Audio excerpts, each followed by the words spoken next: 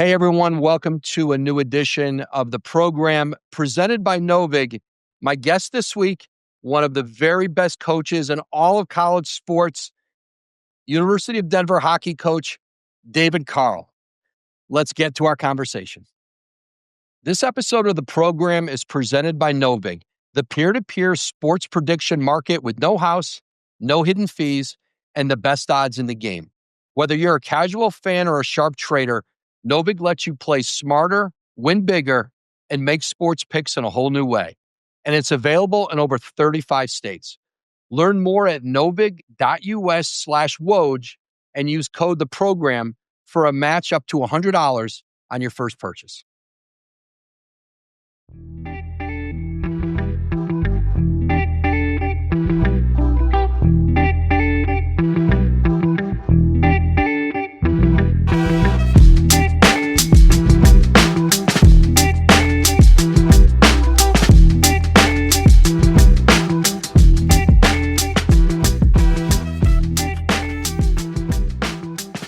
Here with Coach Carle, the legendary coach at the University of Denver, 8 years as head coach, Frozen Four appearances, 2 national titles for DU hockey, which is really the UCLA basketball, the Alabama football of college hockey. 10 total national titles, and Coach has 2 of them in his relatively brief tenure. Coach, thanks for taking time and for jumping in with me here on the program. Yeah, thanks for having me. Really appreciate it, and look forward to chatting today. No, absolutely. And, as we talked off here a little bit, I've been in Magnus Arena a number of times watching your team play. My son, Ben, is a DU grad from this past spring, everything from certainly hockey games to his graduation. It's an incredible environment. I'm not sure there's quite one like it. Or many like it, certainly in college hockey. There's, certainly a few elite programs, and DU is been at the top of that and is dominant. And one of the questions I've been thinking about with you, Coach, is, if you're the football coach at Alabama right now, or the basketball coach at UConn or Duke, your world has changed dramatically in the last 5 years or so with portal, with NIL. How much has the job, the sport, changed for you in hockey at the highest level at DU, with some of those same factors? Yeah, the world is evolving very quickly.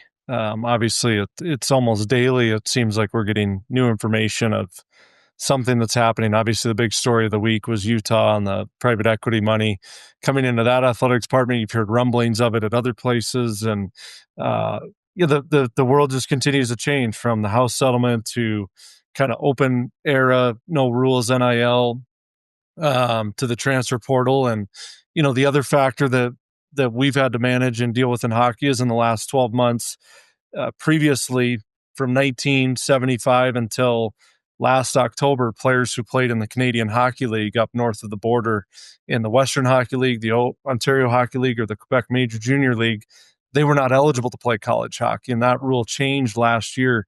There's about 60 teams worth of players that play in those 3 leagues, all under the umbrella of the CHL, called the Canadian Hockey League. And now all of those players are eligible to come to college hockey. So we've been dealing with the disruption of the transfer portal, obviously disruption of NIL, disruption of the House settlement and roster limits and all of that, what all that entails. And now the CHL rule change as well. So there's been a lot of market changes and market dynamics that have been completely out of our control. And, for us, we've tried to really just stay as level-headed as we can, use each rule and an adjustment into the marketplace to try and benefit us as best we can, not change too much and get away from who we are. We've used the portal slightly, have not used it as much as other programs. We have 10 freshmen on our team this year. We very much could have brought in 4 transfers, 6 freshmen, try and be a little bit older. But when we've won our championships over the last 4 years, the 2 we've won, we've been the second youngest team in the country. This year, we're the 6th youngest. We really believe in trying to recruit young men that want to come here, want to be a part of something bigger than themselves, want to win.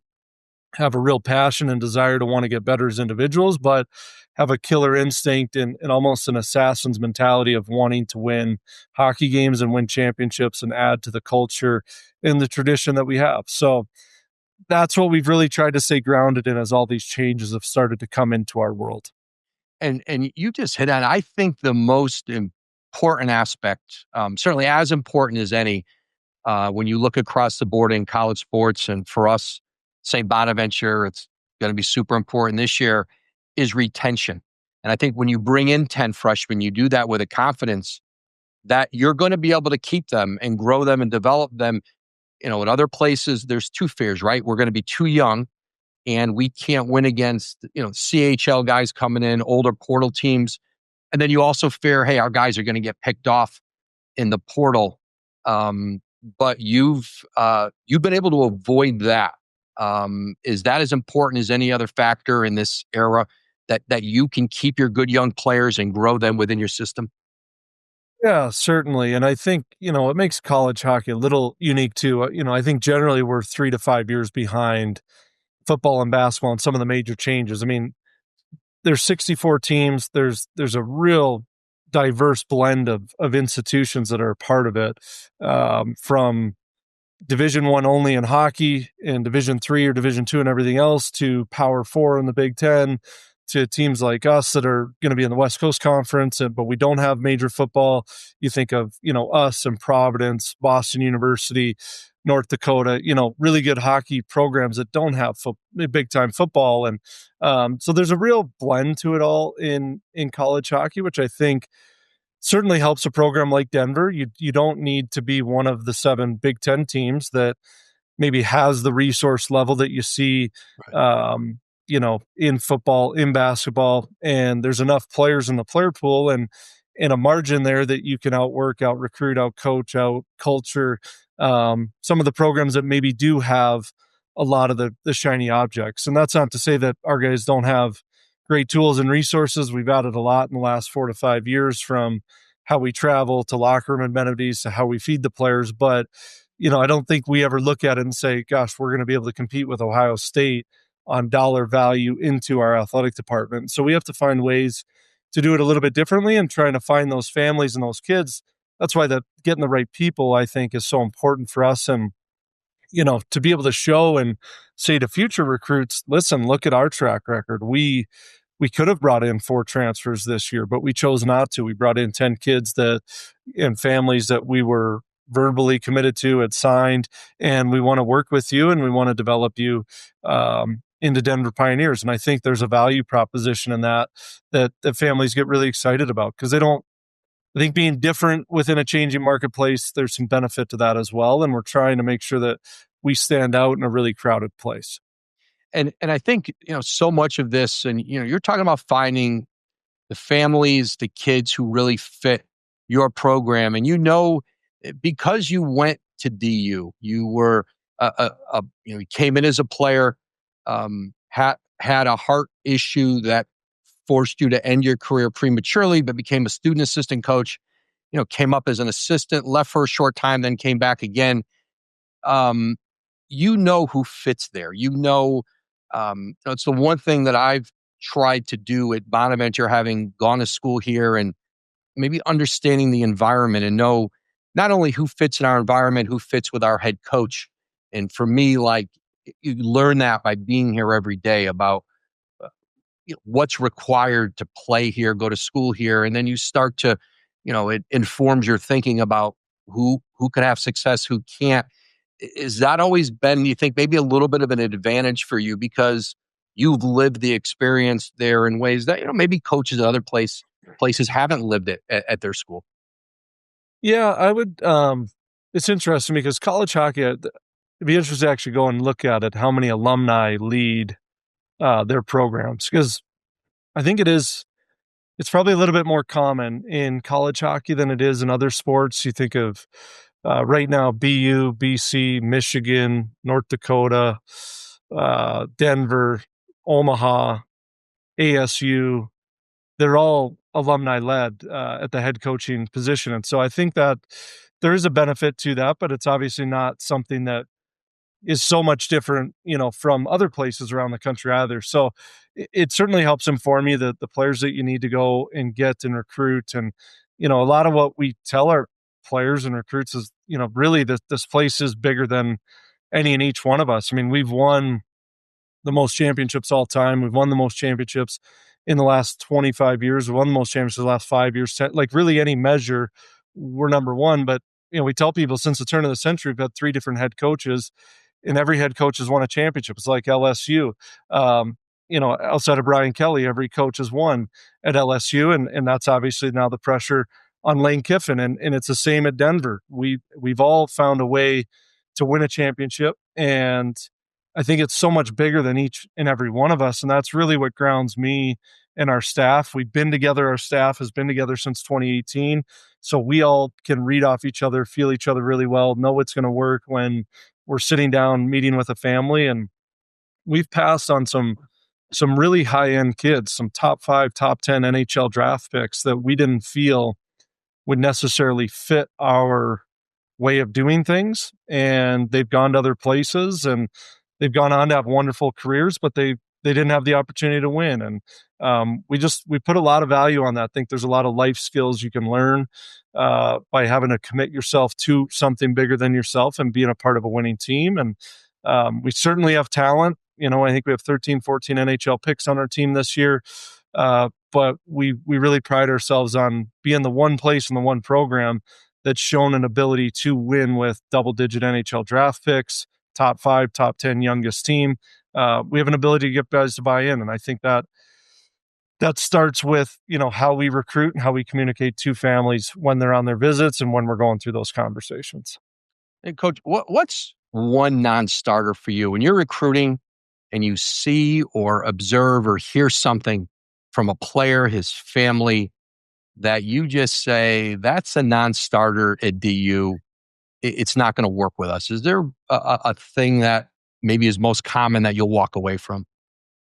Yeah, I don't know if I'd say non-starter. I would say maybe a couple red Yeah. flags. For us would be, parents that don't let their child talk. When we're in meetings, at meals, and the parents make it really about themselves and are overbearing.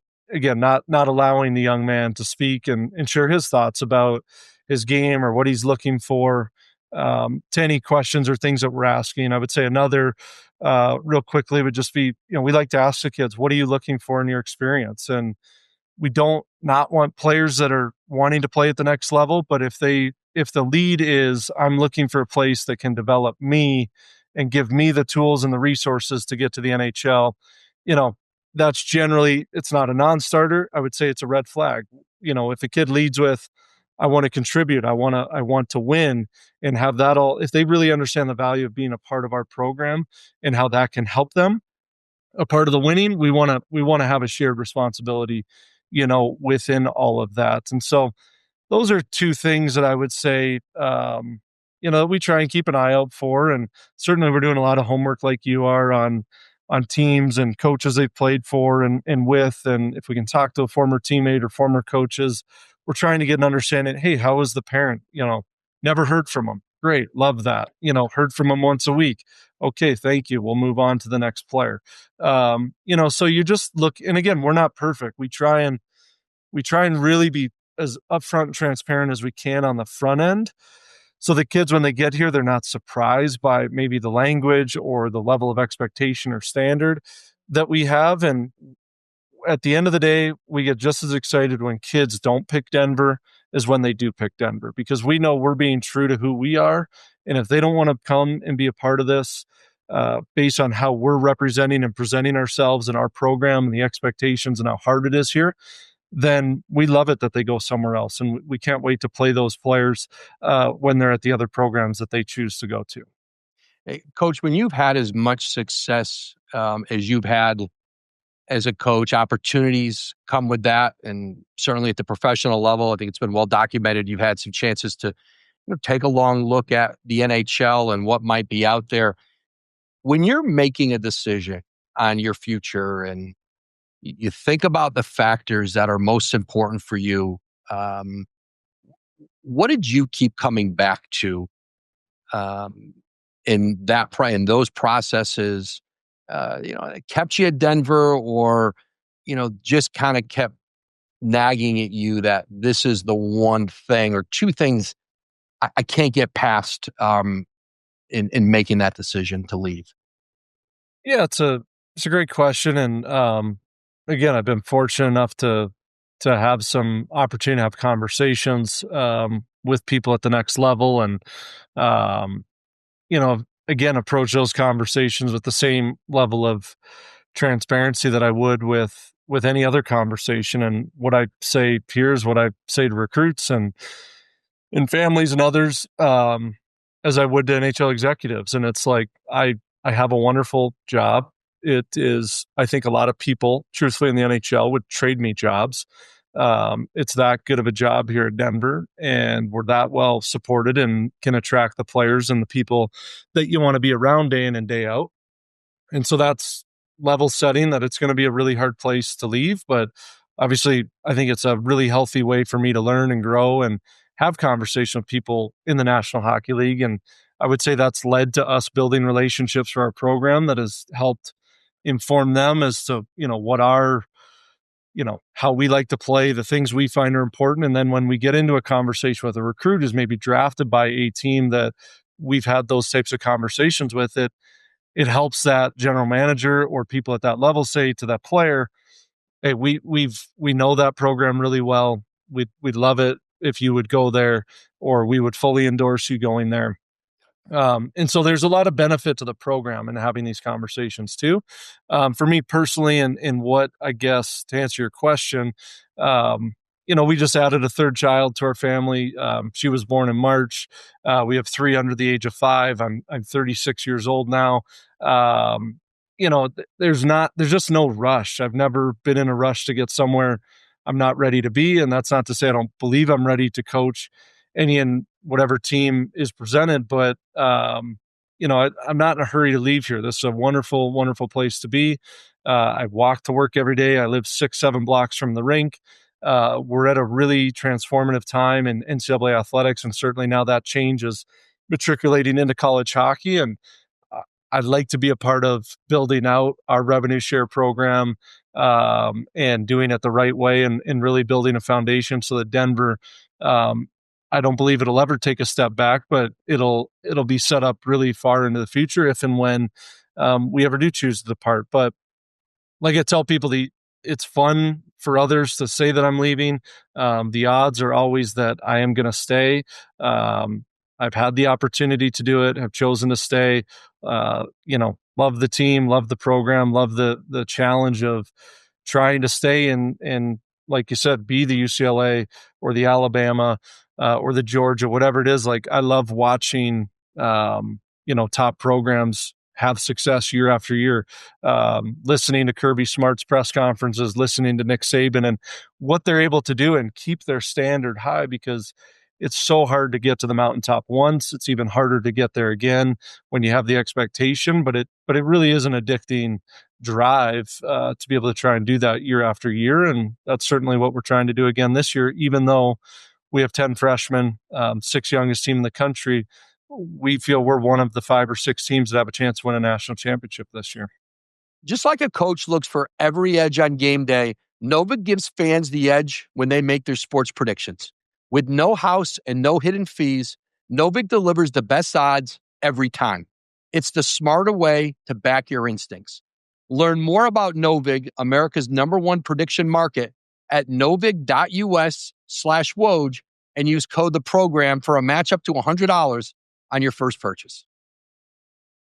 Last thing, Coach, we asked this to everybody on the program. The future, the next several years in college hockey at your level, and you touched on it in a few different ways. What's the future in your sport going to look like? What might look different than we see today over the next several years? Yeah, I believe that we're, like I said, 3 to 5 years behind football, basketball.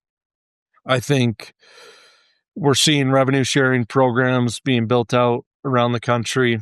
We've seen NIL collectives built out around the country. you've seen a high six-figure NIL revenue share deal come into play for a young man playing at Penn State this year. The dynamics are changing. You could, there's nothing out there officially, but you could say there's some rosters and programs that are investing seven figures into their rosters, which is a big, big number in college hockey. And I think those numbers are going to hopefully find some level of equilibrium as you think of rev share and the limits and how much the big schools are actually going to put into hockey, and what's going to be taken by football and basketball. And I think it'll actually make it an equaler playing ground for, like I said, the Denvers, the BUs, the Providences, where our rev share dollars aren't going to get eaten alive by football. And we can actually do it in a way that hopefully is a little bit more sustainable. But I think those numbers are going to start to go up. And I would say in the next 3 to 5 years, not to be pessimistic, but more pragmatic, you're going to start seeing mid-year coaching changes like you saw in college football this year. Like I think you'll start to see in college basketball in the next year or two. Donors and people who are putting more money into things, they want the results quicker. And so that's not to say that all of this change is good. Do we believe and think that players should have the opportunity to revenue share? Yes, absolutely. But with that, the expectation and the burdens are going to continue to go up. And I think it's going to create a little bit more volatility. But with volatility, there's inefficiencies in the marketplace, which is where we want to live in to be able to maximize those inefficiencies and make sure that we stay on top and really expand the already gap and advantage we think that we have. We think the market inefficiencies give us a real opportunity to do that as we navigate and manage our program in the way that we do. Coach, this was a lot of fun. I appreciate you taking time out. Good luck the rest of the season. Happy holidays to you and your family, and we'll be watching you this season. Awesome. Thanks, Adrian. Thanks for having me on. Really appreciate it. And happy holidays to you and all your listeners as well. Thank you. A big thank you to our guest this week, University of Denver hockey coach David Carle. We'll catch you next week.